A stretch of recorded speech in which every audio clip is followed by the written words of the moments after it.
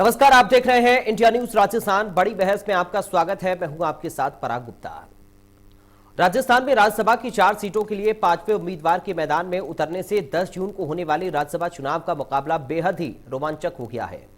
दोनों ही पार्टियां पूरा जोर लगा रही हैं। चुनावी बिसात पर शह और मात के इस खेल में बीजेपी अब कांग्रेस की राह पर चल पड़ी है। हालांकि बीजेपी ने इसे प्रशिक्षण शिविर बताया, लेकिन बीजेपी के 50 विधायक बाड़ेबंदी में पहुंच चुके हैं।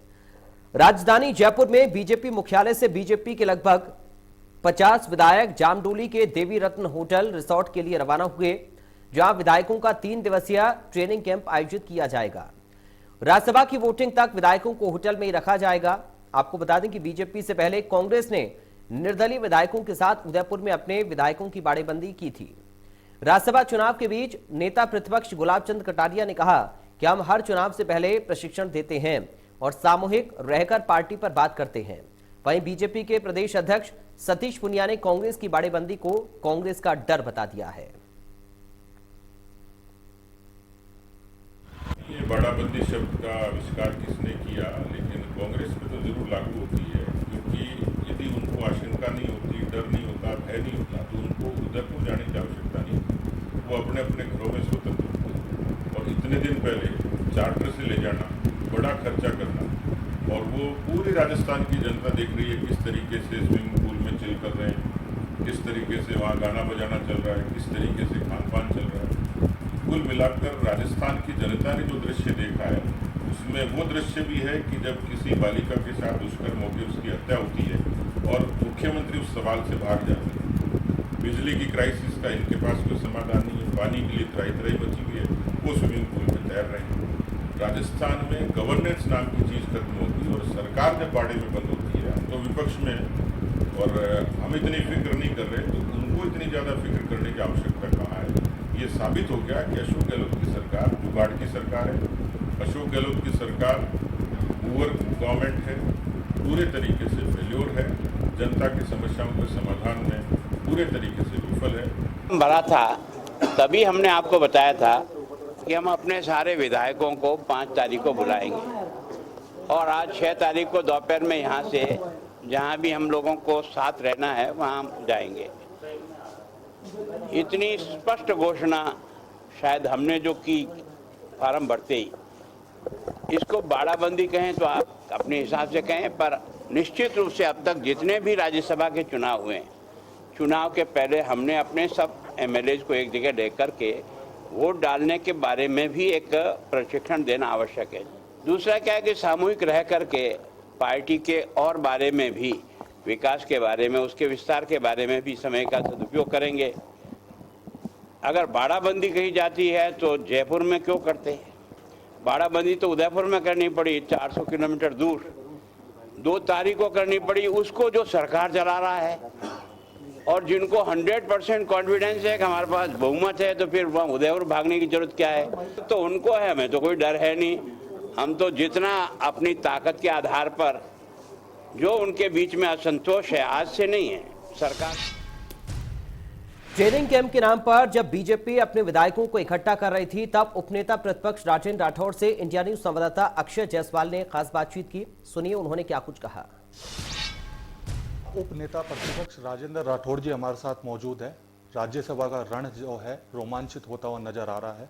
निर्दलीय उम्मीदवार सुभाष चंद्रा यहाँ पर चुनाव लड़ते हुए नजर आ रहे हैं, जिसका सपोर्ट भाजपा कर रही है। खास बातचीत करेंगे सर, किस तरीके से देखते हैं, क्योंकि महेश जोशी अब एसी में पहुंच चुके हैं और उन्होंने शिकायत दर्ज करी खरीद फरोख्त के मामले को लेकर। जो सरकार बहुजन समाज पार्टी को अपने 2 कार्यकाल में पूरी समाप्त कर दे, राष्ट्रीय पार्टी को बिना उनके राष्ट्रीय अध्यक्ष के विलय कर दे, अवैधानिक विलय कर दे, वो दूसरों पर हॉर्स ट्रेडिंग का आरोप लगाए, ये हास्यास्पद लगता है। क्योंकि अब मुख्यमंत्री जी के खुद के खेमे में भयंकर विद्रोह है। उनके साथी मंत्री, उनके सत्तारूढ़ दलों ने जल में जिन्होंने उन पर विश्वास किया, वो ललकारते नजर आ रहे हैं। बड़ी मुश्किल से मनोर करके वो उन्हें अपने खेमे में ले जा रहे हैं।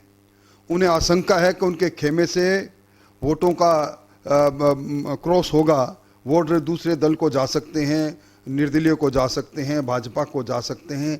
इस आशंका को निर्मूल करने के लिए ईडी और सीबीआई का आरोप लगाने वाले मुख्यमंत्री जी ने अपने खास सलाहकार महेश जोशी के माध्यम से एसीबी का सहारा लिया है। अगर सरकार की हिम्मत हो और महेश जोशी जी के पास कोई प्रमाण हो तो नामजद एफआईआर दर्ज कराएं। महेश जोशी साहब वही हैं जिन्होंने जब सरकार के चूल्हे हिली थी, जब उन्हीं के तत्कालीन पीसीसी के डिप्टी चीफ मिनिस्टर ने उन्हें चुनौती दी थी, जब सरकार 2 खेमों में बंटकर अलग अलग 5 सितारा होटलों में कैद थी, उसमें इन्होंने एसीबी का सहारा लेकर जो तबाड़तोड़ 3 एफआईआर दर्ज करवाई, आज वो जांच में बेनतीजा पड़ी है। तो कांग्रेस के बाद अब बीजेपी ने अपने विधायकों की बाड़ेबंदी कर दी है। ऐसे में सवाल उठ रहे हैं, क्या राजनीतिक पार्टियों को अपने विधायकों पर भरोसा नहीं है, इसलिए विधायकों की बाड़ेबंदी की जा रही है? क्या चुनाव में क्रॉस वोटिंग के डर से राजनीतिक दलों को बाड़ेबंदी की जरूरत पड़ी है? हमारे साथ 2 खास मेहमान जुड़ गए हैं, सीधा आपका परिचय करा दें। कांग्रेस पार्टी से नेता डॉक्टर प्रदीप चतुर्वेदी हैं। डॉक्टर प्रदीप, आपका स्वागत है। बीजेपी से नेता शैलेंद्र गुर्जर हैं। शैलेंद्र गुर्जर जी, आपका स्वागत है। सबसे पहले शैलेंद्र जी, शुरुआत में आप ही के साथ कर रहा हूं, क्या बीजेपी को भी अपने विधायकों को इकट्ठा करने की जरूरत पड़ रही है? आप इसको ट्रेनिंग कह रहे हैं, लेकिन कांग्रेस इसको बाड़ेबंदी कह रही है। शैलेंद्र जी।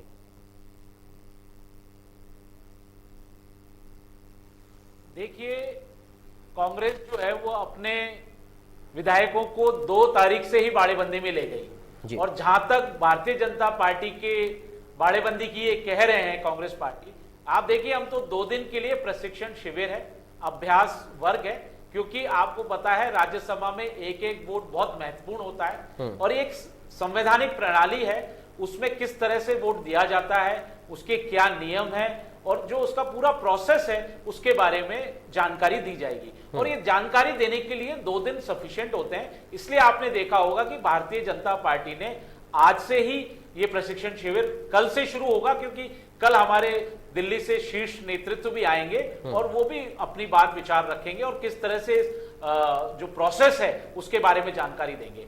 और डर जो है वो मैं आपको बताऊं, मुख्यमंत्री अशोक गहलोत जी की जो बॉडी लैंग्वेज है, जो उनके बयान आ रहे हैं, वो बड़े हताशा निराशा वाले हैं। आप देखिए, जब से इन्होंने 3 बाहरी व्यक्तियों का नाम आया है, तब से ही इनके विधायक हो, मंत्री हो, चाहे निर्दलीय विधायक हो और जो बसपा से कांग्रेस में आए विधायक हो, वो सब मुखर हो चुके हैं। जबरदस्त असंतोष था। आप देखिए संयम लोढ़ा जी का बयान, वो कहते हैं कि यार राजस्थान से एक भी इनको कांग्रेस पार्टी को काबिल व्यक्ति नहीं मिला राज्यसभा में भेजने के लिए। सारे जो भेजे जा रहे हैं, वो मुकुल वासनिक जी ने कभी क्या विधानसभा का चुनाव लड़ा, क्या कभी वो लोकसभा में जीत पाए, क्या रणजीत सुरजेवाला जी ने अभी विधानसभा का चुनाव हुआ उसमें वो जीत पाए, और प्रमोद तिवारी जी। तो ये कहीं ना कहीं बैकडोर एंट्री कराई जा रही है। और कांग्रेस पार्टी ने जो चिंतन शिविर किया था, जो वहां पे इन्होंने बड़े बड़े कमिटमेंट किए और वादे किए और आगे भारत की जनता को एक विजन देने की कोशिश की, वो यहां पूरी तरह से फेल होता हुआ, विफल होता हुआ दिख रहा है। क्योंकि जो 50% से उन्होंने कहा था कि युवाओं को दिया जाएगा, वो रिप्रेजेंटेशन नदारत है। आप देखिए, एक भी व्यक्ति, आप देखिए आज इनको लोकल नहीं मिला। राज्यसभा जो है वो एक उच्च सदन होता है और उसका मकसद भी यही था। संविधान में जब संविधान निर्माताओं ने इस उच्च सदन की रचना की, तो उनका मकसद यह था कि हिंदुस्तान, भारत में जितने भी राज्य हैं उन सबका प्रतिनिधित्व हो और वो राज्य अपने अपने प्रतिनिधित्व भेजें, ताकि वहां की समस्याएं, जो मूलभूत समस्याएं हैं उस राज्य की, उसका वो रिप्रेजेंटेशन करें, वहां की जनता की भावनाओं को समझें। लेकिन जिस हिसाब से आप देखिए, एक भी व्यक्ति इन्होंने बैलेंस्ड नहीं रखा। भारतीय जनता पार्टी ने हमेशा, आपने देखा होगा, बैलेंस्ड करके कैंडिडेट को भेजा है और भारत में जो राज्यसभा है उसमें राजस्थान का रिप्रेजेंटेशन बहुत अच्छा रहा है। तो कांग्रेस पार्टी को डरने की बात है। आप देख लीजिए जिस हिसाब से विधायक मुखर हो रहे हैं, विधायकों के स्टेटमेंट आ रहे हैं, बयान आ रहे हैं। आप देखिए राजेंद्र गूढ़ा जी को देख लीजिए, मलिंगा जी को देख लीजिए, वाजिब अली, संदीप जी और इनके खुद के जो निर्दलीय विधायक जो मुख्यमंत्री के सलाहकार हैं, जो खुद विधायक कांग्रेस के हैं, भरत सिंह जी, वो कई बार पत्र लिख चुके हैं, उन्होंने भी नाराजगी व्यक्त की। यही नहीं, राजस्थान के ही विधायक और मंत्री नाराज नहीं है। आप देखिए संतोष दिल्ली तक है। प्रमोद कृष्णन जी कहते हैं कि राहुल जी ने फिर वही नैया डुबोने वाला काम कर दिया। बड़ी बड़ी बातें हुई थी चिंतन शिविर में और उनका एक भी पालन नहीं हो रहा है और वही ढर्रे पे वापस कांग्रेस आ गई है, जो वो आज तक चलती आ रही थी, जिसको हिंदुस्तान की जनता ने नकार दिया था। आज वो 2 राहुल जी की बड़ी चिंता होती है शैलेंद्र जी, राष्ट्रीय लेवल पर भी है, चाहे नगमा जी हो, पवन खेड़ा जी हो।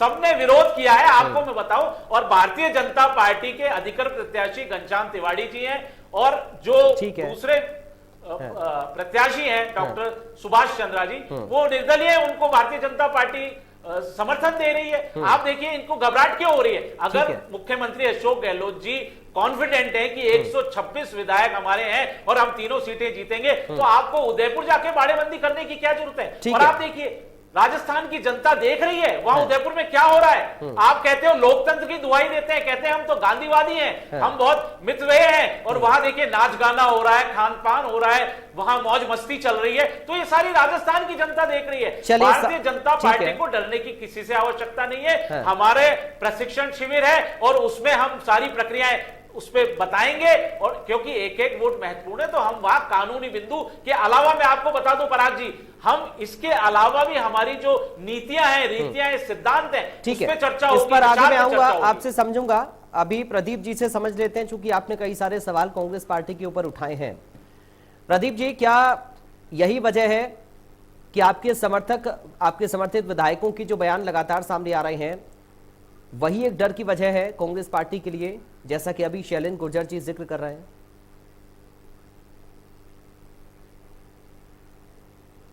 पराग जी, अभी शैलेंद्र जी जो बातें कही है उसका सबसे महत्वपूर्ण पहलू यह है कि लोकतांत्रिक व्यवस्था में जो प्रावधान है वो प्रावधानों का सीधा सीधा प्रतिस्थापन होना चाहिए। लेकिन अब सवाल यह है कि राजस्थान में अगर दोनों पार्टियों के पास जो बहुमत का आधार है, जो नंबर है, उस हिसाब से सीधा सीधा गणित सामने है कि 2 प्रत्याशी कांग्रेस के जीतेंगे, 1 प्रत्याशी भारतीय जनता पार्टी का जीतेगा। अब सवाल यह है कि आज चौथे कैंडिडेट के लिए जो कैंडिडेट वोट, जिसके पास पूरे वोट नहीं है और वो निर्दलीय प्रत्याशी खड़ा हुआ, उसको भारतीय जनता पार्टी समर्थन दे रही है। अब सवाल यह है कि अगर समर्थन दे रही है और वोट नहीं है तो 11 वोट वो अपने वांछित वोट लाएंगे कहां से? उसके लिए उनका कोई आधार नहीं है, उनकी कोई नीति नहीं है, वो किसी पार्टी से बंधे नहीं है, उनका कोई राजनीतिक एजेंडा नहीं है। सवाल यह है कि अगर वो सिर्फ एक धन साधन के बलबूते पर अगर अपने आप को स्थापित करने का प्रयास कर वोटों का गणित बिगाड़ने का खेल करते हैं, तो सीधी सीधी बात है कि लेन देन की राजनीति की संभावना है। उस लेन देन की नीति की संभावना में भारतीय जनता पार्टी शामिल होकर उसको संबल दे रही है। तो सीधा सीधा ये हमारा आरोप है कि इंडिपेंडेंट कैंडिडेट को भारतीय जनता पार्टी सपोर्ट कर, ये जो लेन देन का खेल है, जो पिछली बार इस सरकार के शुरुआत में ही 1 साल पहले भारतीय जनता पार्टी ने किया था, सरकार को अस्थिर करने का प्रयास किया था, जिसको मुख्यमंत्री ने समय रहते समझते हुए उसको विफल कर दिया। पूरी भारतीय जनता पार्टी के नेतृत्व उसमें लगा हुआ था, हमारे कुछ लोगों को बहकाते हुए उनको बरगलाने की कोशिश की थी, लेकिन माननीय मुख्यमंत्री अशोक गहलोत ने अपने कुशल नेतृत्व में अनुभव और अपनी वरीयता के नाते उन्होंने उसको संभालते हुए उस लड़ाई को जीता। और उन्हीं संभावनाओं पर जो भारतीय जनता पार्टी की प्रैक्टिस है कि वो ये इनके प्रकरण में राजनीतिक तंत्र को ठोकते हुए और इस तरह की बात करते हुए वोटों को खरीद फरोख्त की संभावनाओं पर एक कैंडिडेट को सपोर्ट किया है। तो पराग जी, ये तो मैं और आप समझ सकते हैं, जब वोटों की संख्या नहीं है तो किसी भी कैंडिडेट को सपोर्ट देने का मतलब क्या है? वही सवाल राजनीतिक रूप से उठाया प्रदीप जी, सवाल वही है, की व्यवस्था पैदा की गई है। प्रदीप जी, सवाल वही है कि जिन निर्दलीय विधायकों के समर्थन से सरकार बची, ये मुख्यमंत्री अशोक गहलोत कह चुके हैं कि हम निर्दलीय विधायकों के दम पर अब तक सरकार बचा पाए हैं। क्या उन्हीं विधायकों की बयानबाजी अब कांग्रेस के डर की वजह है?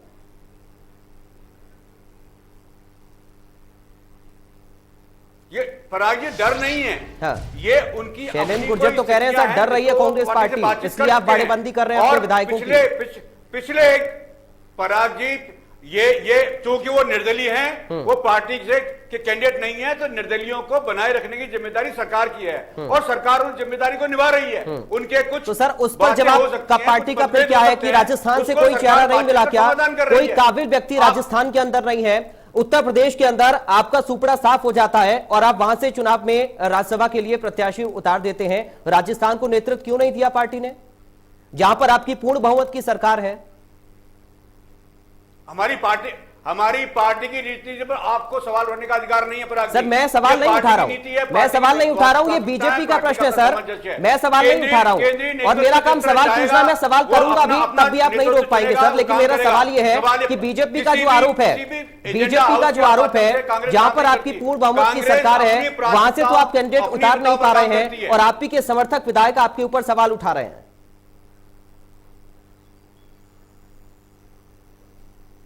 कांग्रेस लोकतांत्रिक पार्टी है, उसमें सब कुछ संवाद होता है, खुले रूप से होता है। पार्टी के मंच पर अभी जो हमारा मंथन हुआ था उसमें भी सारी बातें हुई हैं, इसलिए कांग्रेस में खुला लोकतंत्र है, बातचीत होती है, नेतृत्व से बातचीत हो रही है। लेकिन जो भी नेतृत्व ने फैसला किया उसको सभी ने सम्मान करते हुए और उसकी तैयारी कर ली है। आप निश्चित रहें कि कांग्रेस राजस्थान से 3 कैंडिडेट चुनाव जिताएगी राज्यसभा के, और भाजपा को इस लेन देन की राजनीति में मुंह की खानी होगी। शैलेंद्र जी, ये क्या बीजेपी ने अपनी नीति बना ली है कि जब भी आपको मौका मिलेगा आप तुरंत कैच करने की कोशिश करेंगे नेताओं को, विधायकों को, और ये बाड़ेबंदी नहीं तो क्या है?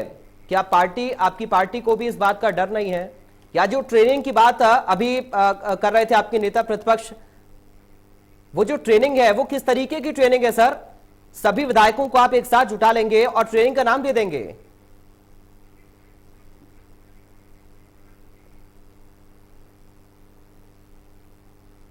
पराग जी, मैंने आपको बताया भारतीय जनता पार्टी सिद्धांत की पार्टी है, विचारधारा वाली पार्टी है, राष्ट्रवादी पार्टी है। आप देखिए अभी जो विधायक गण गए हैं सारे, वो कल से उनको प्रशिक्षण दिया जाएगा। आप देखिए राज्यसभा का चुनाव बहुत अहम चुनाव होता है, इसमें एक गलती भी एक वोट को खराब कर देती है। तो वो जो प्रोसेस है पूरा, जो संवैधानिक वैधानिक प्रोसेस है, जो नियम है, उनको बताया जाएगा, वोट किस तरह से डाले जाते हैं वो बताया जाएगा। इसके साथ साथ हमारे वहां राष्ट्रीय विमर्श भी होगा। आप देखिए कांग्रेस की तरह मौज मस्ती नहीं होती है, मैं आपको बताऊं, कांग्रेस की तरह वहां नाच गाने नहीं होते हैं, वहां राष्ट्र की बातें होंगी, राष्ट्र के मुद्दे लिए जाएंगे। प्रधानमंत्री नरेंद्र मोदी जी के जो 8 साल के कार्यकाल में जो जल कल्याणकारी नीतियां हैं, जो राष्ट्र के विकास की नीतियां, आज तक हम जो विकास किया है उस पर चर्चा होगी, और आने वाली चुनौतियों को कैसे सामना करना है, किस तरह से राष्ट्र का विकास करना है, राजस्थान के कौन कौन से मुद्दे हैं जिनको जनता को लेकिन प्रदीप जी क्यों कह रहे हैं कि आप तो अपना विकास करने में लगे हैं सर? आप तो अपना विकास कर रहे हैं, आपको कैंडिडेट उतारने की जरूरत क्या है या समर्थन देने की जरूरत क्या है? आप देखिए हमारे पास 31 विधायक हैं, हमारे जो अधिकृत प्रत्याशी हैं भारतीय जनता पार्टी के घनश्याम तिवारी जी हैं, उनको प्रथम वरीयता के 41 वोट मिलेंगे। हमारे 30 वोट सरप्लस हैं। हाँ। जब डॉक्टर सुभाष चंद्रा जी ने उन्होंने बताया कि मैं यहां से चुनाव लड़ना चाहता हूं, इंडिपेंडेंट लड़ रहे हैं, तो भारतीय जनता पार्टी ने उनको उनकी उम्मीदवारी को सपोर्ट किया है। हाँ। और आप जिस हिसाब से हालात देख रहे हैं राजस्थान के, आप देखिए शुरू से मुख्यमंत्री, यानी उम्मीद है आपको सर? शैलेंद्र गुर्जर जी बोलिए सर, खुलकर उम्मीद है आपको? सरकार चला रहे हैं, शैलेंद्र जी बोलिए ना सर, उम्मीद है आपको, बोलिए। मैं आपको बताऊं पराग जी, हाँ आप सुनिए पराग जी, हमारे अध्यक्ष माननीय सतीश पूनिया जी ने, डॉक्टर सुभाष चंद्रा जी ने साफ अपील की है, आपके पब्लिक डोमेन में है, बाइट उन्होंने दिए, उन्होंने कहा है कि जो राजस्थान की आज हालत हो गई है, आप देखिए कानून व्यवस्था खत्म हो चुकी है, बेरोजगारी चरम पर है, युवा सड़क पर रो रहे हैं, आप देखिए भटक रहे हैं, आंदोलन कर रहे हैं। नहीं, गलत है सर। शैलेंद्र जी आप मुद्दे से मत भटकिए सर, मुद्दे पर आइए और जवाब दीजिए प्लीज। का कर्जा माफ ये नहीं कर पाई, ये सारी चीजें हम तमाम बहुत ही डिबेट कर चुके हैं सर इन मुद्दों पर, और आगे भी चलती रहेंगी। ये मुद्दे कभी खत्म नहीं होंगे, ये मुद्दे कभी खत्म नहीं होंगे। मैं ये बताने की, मैं आपको यह बताना चाह रहा हूं पराग जी कि हमारे अध्यक्ष जी ने यही मांग अपील रखी है कि अगर आपको राजस्थान की जो शासन सुशासन की इन्होंने वादे किए थे, उन वादों को पूरा नहीं कर पाए। आप देखिए कुशासन है, जो इन्होंने मंत्रियों विधायकों को जो कमिटमेंट किया था, जो इन्होंने वादे किए थे वो पूरे नहीं कर पाए। तो उन्होंने ये कहा है कि अंतरात्मा की आवाज से आप इस राज्य को बचाइए और राजस्थान की जनता की आवाज बनिए। आप देखिए राज्यसभा में नीतियां बनाई जाती है, उस सदन में चर्चा होती है, तो उन्होंने यही कहा है कि आप अपने मन की आवाज को सुनिए और वोट दीजिए। हमने कभी ये नहीं कहा, अभी आपने देखा होगा संयम लोढ़ा जी का बयान आया कि मेरे से किसी ने संपर्क नहीं किया। तो आप देखिए हॉर्स ट्रेडिंग कभी भारतीय जनता पार्टी का मुद्दा नहीं रहा है, ना उनकी नीति में। मैं आपको बताऊं, ये मुख्यमंत्री अशोक गहलोत जी हैं, आप सुनिए पराग जी, मुख्यमंत्री अशोक गहलोत जी प्रलोभन देके 6 विधायकों को ले जा रहे हैं। आप देखिए चार्टर्ड खड़ा है, चार्टर्ड में वहां ले जाते हैं, जनता का पैसा बर्बाद हो रहा है। आप देखिए किस तरह से उनको कमिटमेंट, आश्वासन, प्रलोभन देकर ले जाया जा रहा है विधायकों को बाड़े में। आप ये देखिए, जनता देख रही है राजस्थान की कि कांग्रेस किस तरह से विधायकों को प्रलोभन देकर मुख्यमंत्री अशोक गहलोत जी ले जा रहे हैं। ठीक है प्रदीप जी, संयम लोढ़ा ये कह रहे हैं कि उनके पास किसी का कॉल नहीं आया, लेकिन खबर यह थी कि सुभाष चंद्रा निर्दलीय विधायकों को कॉल कर रहे हैं। चूंकि निर्दलीय उम्मीदवार हैं तो समर्थन मांग सकते हैं, यह भी बीजेपी के नेताओं ने तर्क दिया। प्रदीप जी, कॉल आया क्या सर? पराग जी, मेरा बीजेपी से सबसे पहला सवाल यह है कि उन्होंने सुभाष चंद्रा जी को किस आधार पर ये सपोर्ट दिया है। एक इंडिपेंडेंट कैंडिडेट को सपोर्ट देने का आधार क्या है? क्या वो राजनीतिक व्यक्तित्व हैं? क्या वो प्रदेश के विकास में भागीदार हैं? क्या प्रदेश को लेकर उन्होंने कोई संभावना पर बात कही है? सवाल यह सिर्फ खड़ा होना और उनको सपोर्ट कर देना, ये भाजपा की किस नीति का परिचायक है? पराग जी, ये बताइए मुझे, सिर्फ इसलिए आपने किसी राजनीतिक व्यक्ति को नहीं दिया। आपके तीनों व्यक्ति बाहरी है, मुकुल वासनिक जी, रणजीत सुरजेवाला, वो कांग्रेस के लोग हैं, वो कांग्रेस के प्रत्याशी हैं और कांग्रेस अधिकार है। कांग्रेस विपक्षी दलों से बात करने के बाद आपको प्रदीप जी जानकारी है नहीं, आपके तीनों आपको चिल्लाने से ये बहस नहीं होगी, ये चिल्लाने से बहस नहीं होगी, इस तरह चिल्लाने और जोर जोर से बहस नहीं होगी। आप उत्तर प्रदेश आप इसको नियंत्रित करें, ये बोलने नहीं दे रहे हैं। नहीं, ये एक एक करके देखिए, आप लोग अपनी बात रखेंगे तो दर्शक भी समझ पाएंगे आप लोग क्या बोल रहे हैं। और ये बड़ा गंभीर मुद्दा है सर, बिल्कुल उचित नहीं है, जो बिल्कुल उचित नहीं है। मैंने जो सवाल किया ये प्रतिनिधित्व का मुद्दा है। मैंने जो सवाल किया मुझे उसका जवाब चाहिए कि सुभाष चंद्रा को इन्होंने किस प्राथमिकताओं पर ये चयन किया है और एक इंडिपेंडेंट कैंडिडेट को किस आधार पर इन्होंने उसको सपोर्ट किया है, वो प्राथमिकता बताएं।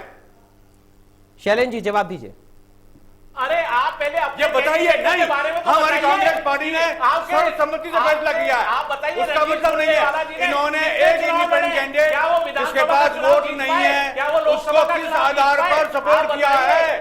भाजपा इसको स्पष्ट करे, भाजपा इसे स्पष्ट करे कि आपने भाजपा स्पष्ट करे जिसके पास वोट नहीं उसे सपोर्ट क्यों दिया और शेयरिंग की समय क्यों बताती है, ये बताए भाजपा। केंद्रीय नेतृत्व पहले भाजपा बताए, मेरे सवाल का जवाब दे।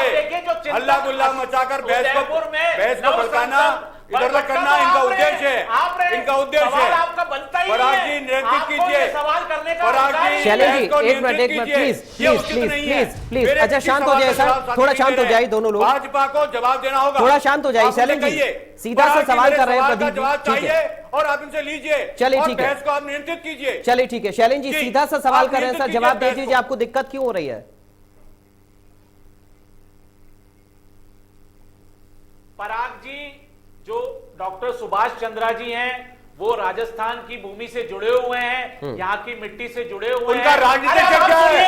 उनका राजनीतिक क्या है? अच्छा प्रदीप जी एक बात सुन लेते हैं सर, प्रदीप जी एक बात सुन लीजिए सर, मैं सबको बराबर मौका दे रहा हूँ सर प्लीज। क्योंकि आप वो है क्या? समय जाया हो रहा है ऐसे, मेरे सवाल का जवाब नहीं है, कांग्रेस समय जाया हो रहा है, मेरे सवाल का जवाब नहीं है, इनके नेतृत्व में ये मेरे सवाल का जवाब नहीं है, ऐसे समय जाया हो रहा है सर। सवाल का जवाब नहीं है, आपको जब पता नहीं हो तो आप की क्षमता रखिए। मेरे सवाल का जवाब नहीं है पराग जी, बताइए इनको ठीक है। निश्चित कीजिए। चलिए प्रदीप जी एक बार सुन तो लीजिए सर, एक बार सुन लेते हैं सर, एक बार प्रदीप जी शैलेंद्र जी को एक बार पूरा सुन लेते हैं वो क्या बोल रहे हैं, उसके बाद आप अपना सवाल उठा दीजिएगा, बीच में ऑब्जेक्शन आप कर दीजिएगा, मुझे कोई आपत्ति नहीं है, लेकिन एक बार सुन लेते हैं। चिल्लाने से बहस नहीं होती है। नहीं सर, मैं चिल्लाने का मौका किसी को देता भी नहीं हूं, और मैं पूरी उम्मीद करता हूं सर, मैं तो आपसे जवाब दे रहा था, आप जवाब सर धैर्य से काम लीजिए प्लीज, दोनों से शांत हो जाए प्लीज, दोनों से मेरी अपील है, दोनों शांत हो जाइए, क्योंकि इस तरीके से अगर हम चर्चा करेंगे तो दर्शक भी नहीं समझ पाएंगे आप लोग क्या बोल रहे हैं, नहीं मैं समझ पाऊंगा आप लोग के तर्क क्या है। एक बार शैलेंद्र जी अपनी बात पूरी कर रहे हैं, उसके बाद मेरे सवाल का जवाब मिलेगा तो मैं जवाब दूंगा प्रकाश जी। सर मैं तो सवाल का जवाब नहीं रहा हूं, लेकिन एक बार सुन तो लीजिए प्रदीप जी, एक बार सुन तो लीजिए सर। शैलेंद्र जी कंप्लीट करिए आप, उसके बाद में आऊंगा प्रदीप जी आपके पास। पराग जी, प्रदीप जी, आप देखिए कांग्रेस पार्टी में कितनी जबरदस्त बौखलाहट है। प्रदीप जी की बौखलाहट साफ यहां झलक रही है, जो इनके शीर्ष नेतृत्व में भी झलक रही है। मैंने इनको बताया डॉक्टर सुभाष चंद्रा जी राजस्थान की मिट्टी से जुड़े हुए व्यक्ति हैं, उनका मूल निवास फतेहपुर शेखावाटी है, वहां उनका घर है, व्यापार के लिए वो हरियाणा गए हैं। अगर वो यहाँ के चुनाव लड़ते हैं, क्योंकि राज्यसभा का चुनाव हिंदुस्तान में कहीं से भी लड़ा जा सकता है, ये संविधान की पावर है, और वो राजस्थान के हैं, इसलिए मैं इनसे अब प्रश्न करना चाहता हूं, मुकुल वासनिक जी क्या है, कहां के हैं आप बताइए, रणजीत सुरजेवाला जी कहां के हैं, प्रमोद तिवारी जी कहां के हैं? तो जवाब दे दिया ना पहले कि वो कांग्रेस पार्टी के लीडर हैं, इनके ये कांग्रेस पार्टी के पुराने लीडर हैं सर। आप राजस्थान से आपको राजस्थान से एक चेहरा नहीं मिला, आप बैकडोर एंट्री कर रहे हैं। नव संकल्प शिविर में आप देखिए, आप इनके राहुल गांधी जी बड़ी बड़ी बातें करते हैं कि हमारे अब फिर से राहुल गांधी पर आ गए सर। राहुल गांधी की बड़ी चिंता होती है, बीजेपी को क्या दिक्कत है सर? प्रमोद कृष्णम जी है, नगमा जी आप सुनिए, पराग जी आप देखिए, इनके प्रमोद कृष्णम जी का स्टेटमेंट देखिए, नगमा जी का देखिए, पवन खेड़ा जी का देखिए, सर पहले भी कह चुके हैं सर कि ढाक के 3 बार कांग्रेस पार्टी सुधर ही नहीं सकती। इन्होंने उन व्यक्तियों को चुनाव लड़ा रहे हैं जो अब ये तो उनका अंदरूनी मसला हो गया ना सर, कभी जनता को शैलेंद्र जी, अब ये तो उनका अंदरूनी मसला हो गया कि वो किसको अध्यक्ष चुनते हैं, किसको नेतृत्व देते हैं। लेकिन राजस्थान की जनता का अपमान भी है पराग जी, ये राजस्थान की जनता का अपमान भी है, जो राजस्थान की समस्याओं को नहीं समझते, जनता की भावनाओं को नहीं समझते, वो क्या मुद्दा उठाएंगे? ठीक है सर, मुझे यहाँ पर एक छोटे से ब्रेक के लिए रुकना पड़ रहा है। ब्रेक के बाद सीधा प्रदीप जी आपके पास आऊंगा, बने रहिए।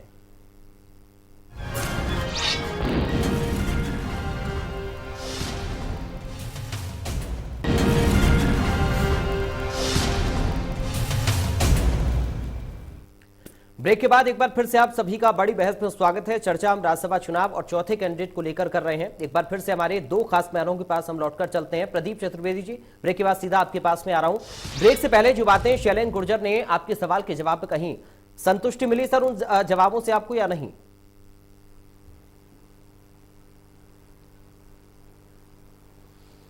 पराग जी, जो प्रश्न मैंने उठाए मूल प्रश्न, उनका जवाब उन्होंने नहीं दिया, पर मैं साफ साफ जानता हूं कि मेरे पास कोई जवाब है नहीं। मेरा साफ साफ ये कहना है कि कांग्रेस के पास आज वर्तमान में 125 विधायकों का समर्थन प्राप्त है, उससे सरकार बनी हुई है। ये बात सही है कि हमारे पास पूर्ण बहुमत नहीं है, लेकिन 108 विधायकों के साथ निर्दलीयों को और अन्य पार्टी के विधायकों के साथ मिलकर हम बहुमत में हैं और सरकार चल रही है। इस कॉम्बिनेशन पर, इस राजनीतिक समीकरण पर भाजपा ने पहले भी हमला किया था और वो हमला विफल कर दिया गया। उसके बाद उपचुनाव में भी हम जब चुनाव में गए तो वहां हमने बीजेपी को मात दी।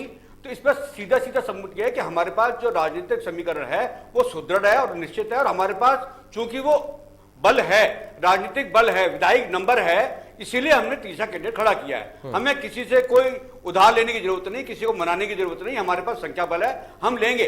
पर सवाल यह है कि भारतीय जनता पार्टी ने ये जो खेल खेला है खरीद फरोख्त का, अगर कैंडिडेट के पास विधायक नहीं थे, नंबर बल नहीं है, तो क्यों इन्होंने इस प्रदेश की राजनीति को इस तरह बरगलाने का प्रयास किया है? इस तरह की राजनीति करने का औचित्य क्या है? अगर आपके पास नहीं थे तो आपको कैंडिडेट नहीं उतारना चाहिए था। अब जिस तरीके का आपने वातावरण बनाया, जिस तरह की आपने व्यवस्थाएं पैदा की, तो निश्चित ही कांग्रेस को नुकसान होता है, क्योंकि पिछली बार का जो प्रयास भारतीय जनता पार्टी ने कांग्रेस तोड़ने का किया था, उसी अनुभवों को देखते हुए मुख्यमंत्री अशोक गहलोत ने पूर्वानुमति लेते हुए ये व्यवस्था की है, क्योंकि हमें डर है कि जो निर्दलीय हैं उनको प्रलोभन देने की राजनीति भारतीय जनता पार्टी कर रही है, प्रयास भी कर रही है, और अभी चुनाव में 4 दिन बाकी हैं, तो इसलिए संभावनाओं को नकारा नहीं जा सकता।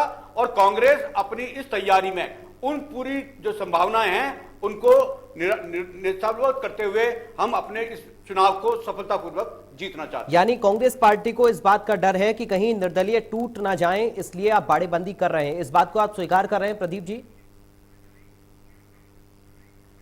ये भाजपा का प्रयास है, ये भाजपा का प्रयास है, पहले भी हो चुका है, इसलिए हमारा अनुभव है।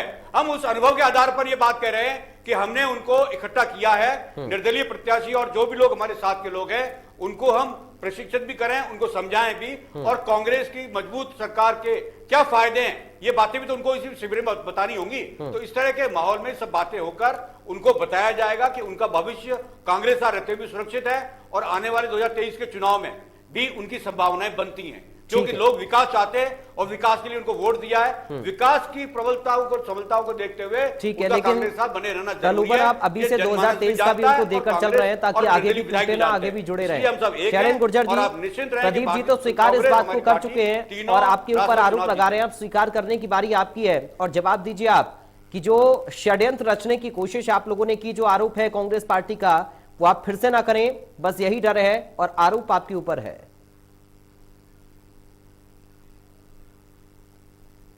पराग जी, भारतीय जनता पार्टी ने ना कभी कोई हॉर्स ट्रेडिंग की बात करी है, ना कोई अनुचित साधन उपयोग की बात करी है, ना हमने किसी विधायक को बरगलाने की कोशिश की। आप देखिए वो जो निर्दलीय विधायक है, मुख्यमंत्री के सलाहकार हैं, वो कह रहे हैं, स्टेटमेंट दे रहे हैं। आप देखिए टूट फूट तो इनके यहाँ है, असंतोष इनके यहाँ है। आप देखिए जब से कांग्रेस की सरकार आई है उसके बाद से इन्होंने बसपा के 6 विधायकों को इन्होंने प्रलोभन दिया, उन्होंने इनसे वादे किए, जो निर्दलीय विधायक हैं उनको इन्होंने आश्वासन दिया, उनसे वादे किए, और जब ये वादे पूरे नहीं कर पाए तो विधायकों को लग रहा है कि हमको 1.5 साल बाद जनता के सामने जाना है, जनता हमें जूते मारेगी।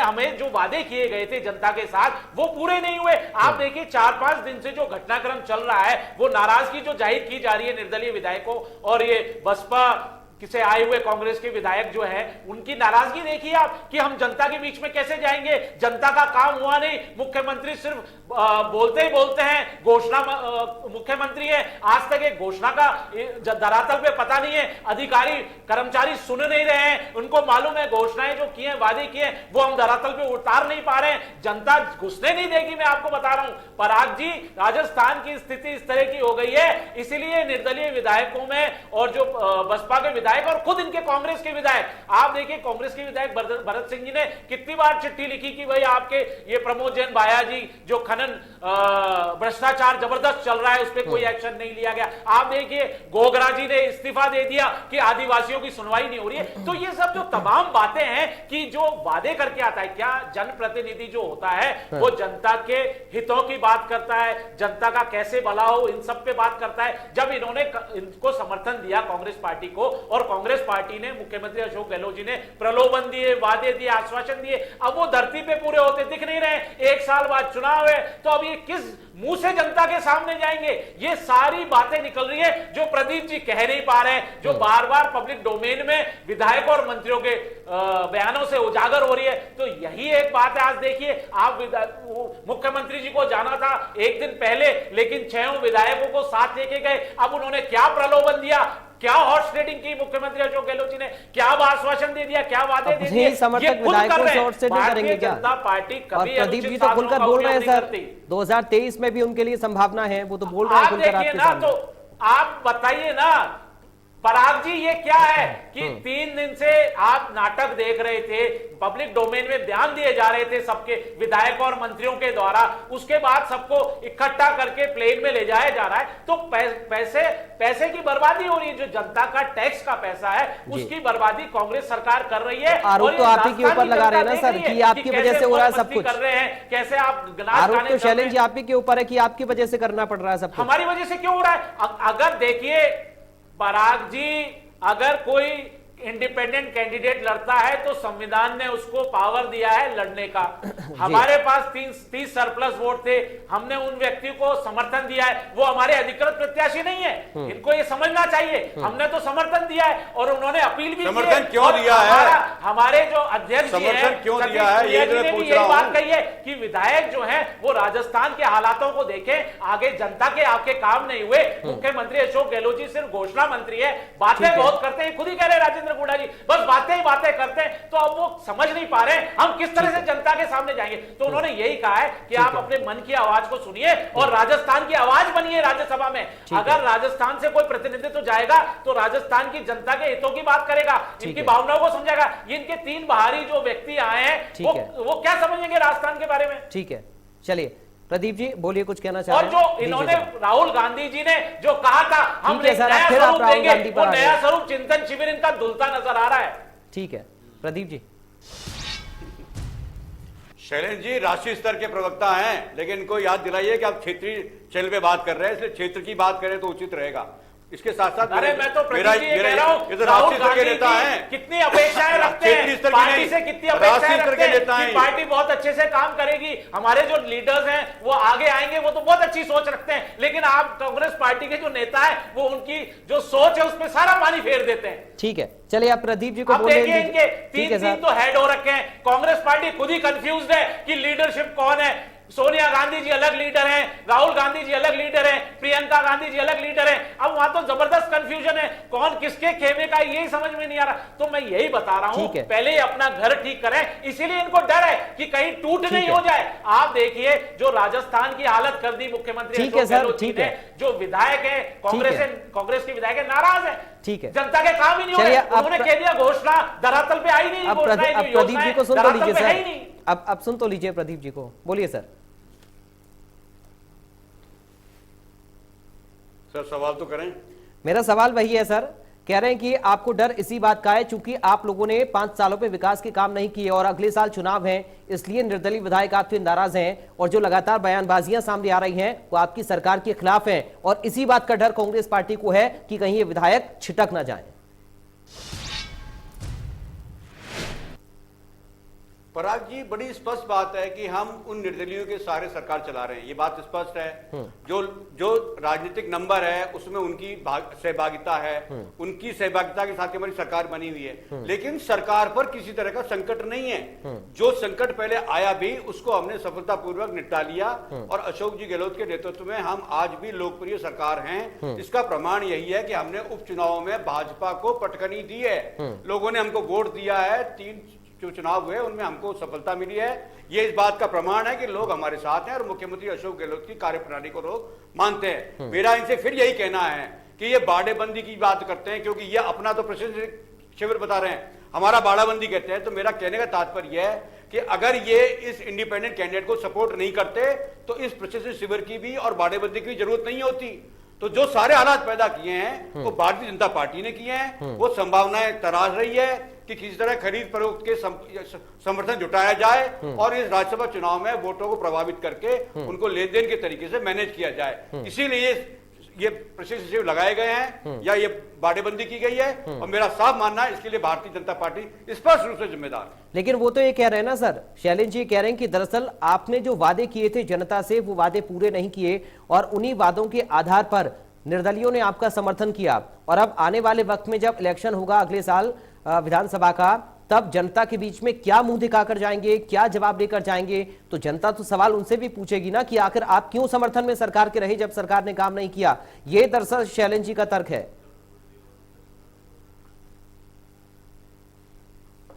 पराग जी, मुख्यमंत्री जी ने इस बार के शासन में साफ साफ कहा था कि 200 के 200 विधायक मुख्यमंत्री हैं।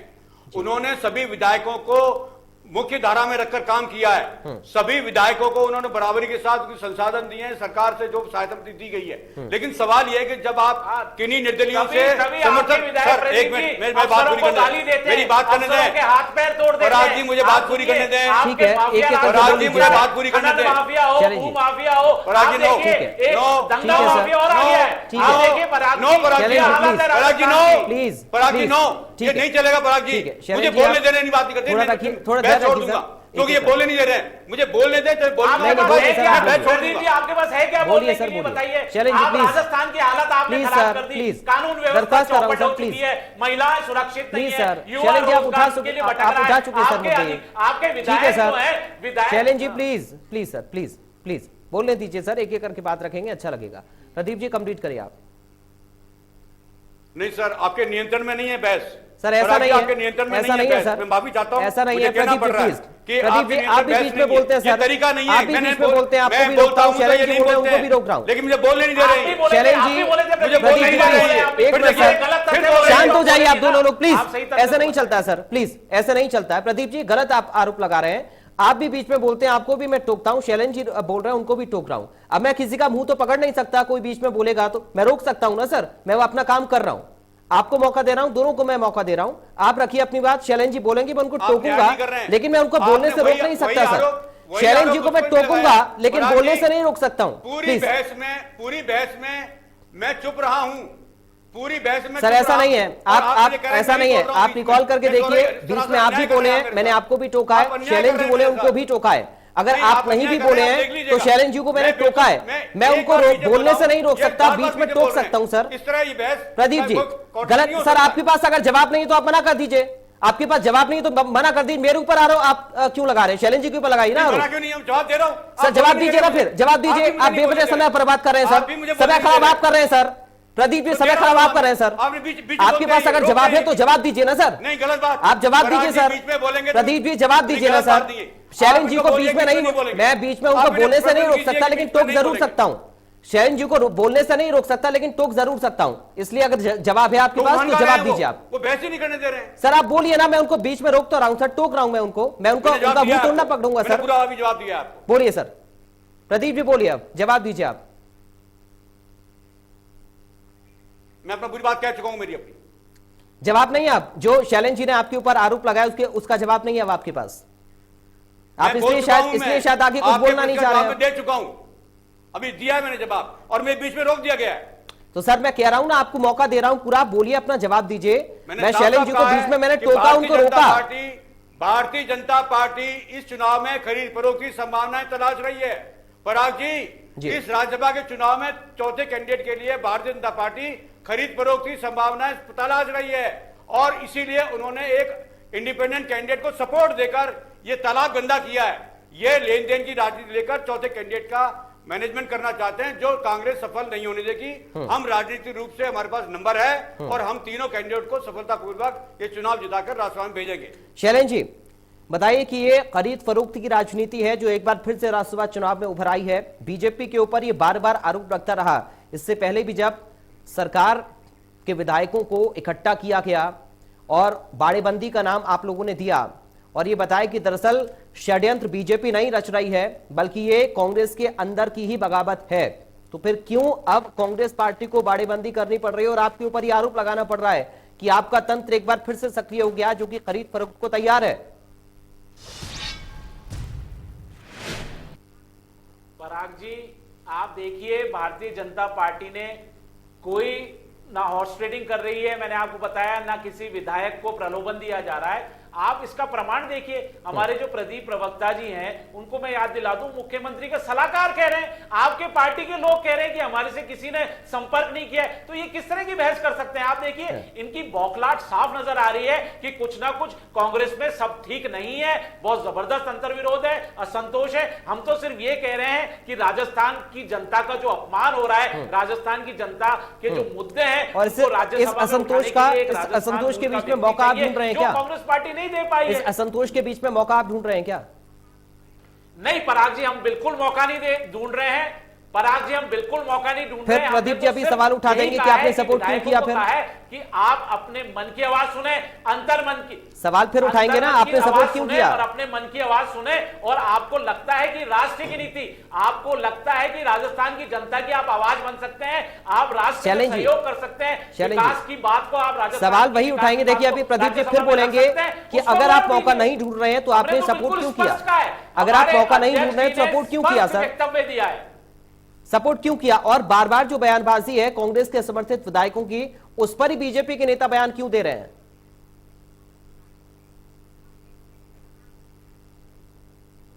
देखिए, आपको मैंने बताया पराग जी, हाँ। हमारे अधिकृत प्रतिनिधि घनश्याम तिवारी जी हैं, हमारे 41 जो वोट हैं प्रथम वरीयता के, वो उनको है, हमारे पास सरप्लस वोट है 30। तो अब कोई लोकतंत्र में संविधान ने उनको शक्ति दी हुई है कि कोई भी व्यक्ति आके राज्यसभा का चुनाव लड़ सकता है जिसके 10 प्रस्तावक हो। हमने उनके विचारों से सहमत होकर हमने उनको समर्थन दिया है। अब उन्होंने भी अपील की है, और हमारे जो अध्यक्ष हैं सतीश पूनिया जी, उन्होंने भी अपील की है विधायकों से कि भाई आप देखें राजस्थान की जनता की आवाज को कैसे आप राज्यसभा में ले जा सकते हैं। आप जो यहाँ, यही मैं बताने की आपको कोशिश कर रहा हूं प्रयाग जी, जो 3.5 साल का शासन काल है, जो मुख्यमंत्री अशोक गहलोत जी की तोड़ मरोड़ की राजनीति चल रही है, जो इन्होंने लंगड़ी सरकार चल रही है, कभी किसको बचाते हैं आप देखिए। तो सर कांग्रेस के नेताओं पर आरोप बीजेपी कैसे लगा सकती है? वो भी तो विचारधारा के ही लोग हैं ना, कांग्रेस पार्टी के राजस्थान से हो या ना हो। आप देखिए, विचारधारा से अगर कोई प्रभावित होता है प्रयाग जी, और अगर कोई इंडिपेंडेंट कैंडिडेट को सपोर्ट करना चाहता है, उसका हम स्वागत कर रहे हैं। हमने तो अपनी बात रखी है कि आप अपने अंतर्मन की आवाज सुनिए, और जो हालात है राजस्थान के उसको कैसे आगे ठीक किया जा सकता है, और आवाज आप जनता की आवाज बनिए। क्योंकि आज कोई बाहरी व्यक्ति, आज सारे तीनों बाहरी व्यक्ति है कांग्रेस पार्टी के, एक भी राजस्थान मूल का चेहरा नहीं, इनके पास एक भी व्यक्ति नहीं है जो राजस्थान की जनता की भावनाओं को समझ सकते, उनका मान सम्मान रख सकते। मैं तो बोल रहा हूं कांग्रेस पार्टी ने राजस्थान की जनता का अपमान किया है, और निश्चित तौर पे आप देखिए जो दूसरी तीसरी सीट है कांग्रेस की, वो नहीं जीत पाएंगे कांग्रेस। ठीक है, अब डिबेट के आखिरी चरण में एक फाइनल कमेंट प्रदीप जी आपसे मैं ले रहा हूं। भरोसा है विधायकों के ऊपर?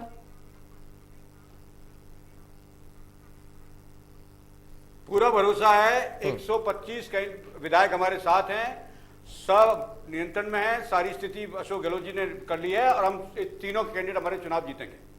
चलिए, बहुत शुक्रिया सर, आप दोनों का चर्चा का हिस्सा बनने के लिए। प्रदीप चतुर्वेदी जी आपका बहुत शुक्रिया, शैलेंद्र गुर्जर जी आपका बहुत शुक्रिया। तो राज्यसभा चुनाव को लेकर रण इस वक्त काफी ज्यादा दिलचस्प है, सबकी निगाहें इस पर टिकी हुई हैं, क्योंकि राजस्थान में इस बात को लेकर खींचतान दोनों ही दलों के बीच में है कि आखिर क्यों फोर्थ कैंडिडेट को, निर्दलीय उम्मीदवार को समर्थन बीजेपी ने किया है। उधर कांग्रेस के भीतर ही बगावत है, ये बीजेपी का आरोप है, लेकिन क्या तस्वीर निकलकर आएगी राज्यसभा के रिजल्ट पर, यह देखना बेहद अहम होगा। फिलहाल दोनों अपने अपने उम्मीदवारों की जीत को लेकर आश्वस्त हैं। नमस्कार।